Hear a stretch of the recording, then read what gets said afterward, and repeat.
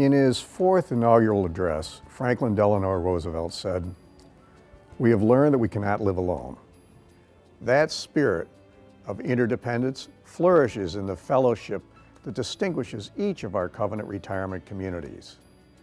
Residents pursue interests together. They have fun together. As good neighbors, they pitch in when someone needs a helping hand. They use their talents to make the community a better place. It's been that way since the very beginning, and the most dramatic demonstration of the spirit of our communities is the Benevolent Care program. Benevolent Care is a secure but discreet lifeline for those whose funds will no longer stretch to cover the cost of their housing and services. I have always supported the Benevolence Fund, but it wasn't until Annette Grandine told her story at the fundraising event that it became very clear to me how important it is. You know, Annette was a very hard-working lady.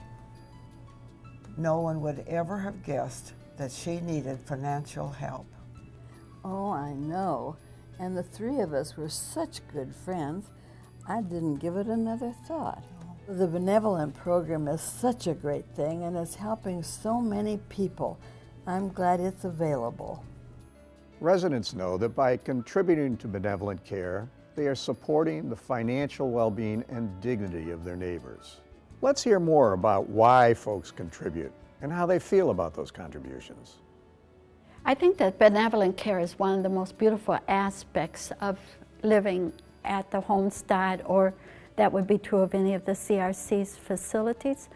I think it is so beautiful because it allows us to care for our neighbor. It does this in a way that honors the dignity of them as individuals. They are not in any way put on the spot, and we don't have any idea who are receivers of the Benevolent Care money. So it gives us a very good feeling of being able to give and to help our neighbors. I was happy to take out a gift annuity because it not only helps the person we're wanting to help, but it's good for us financially. The older you get, the higher interest they pay, and I think mine is like 8.5% or more.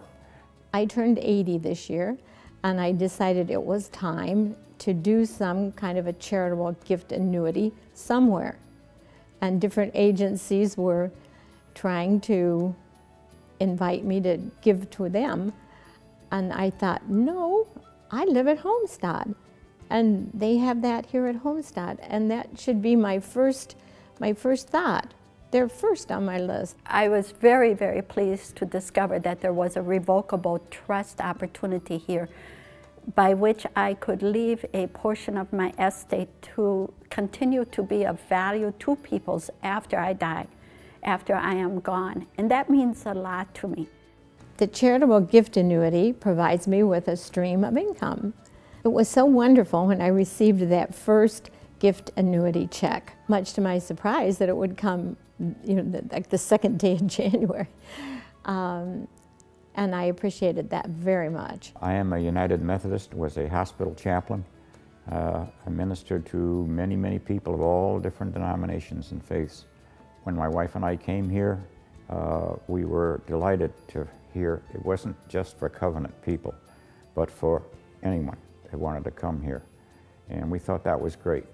I have several guiding principles in my life. When I was little, my grandfather, who was a mover and shaker in our community, always said, grow up and make sure that the community you live in is better because you live there.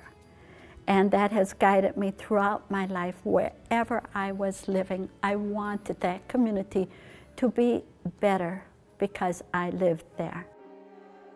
Every contribution to Benevolent Care is a contribution to the fellowship of your community. On behalf of the neighbors you assist, thank you for the contributions you've already made. We encourage you to consider increasing your commitment to Benevolent Care by making a one-time or a deferred estate gift. Learn more. Talk to the executive director of your community. You'll be a neighbor to your neighbors today and tomorrow.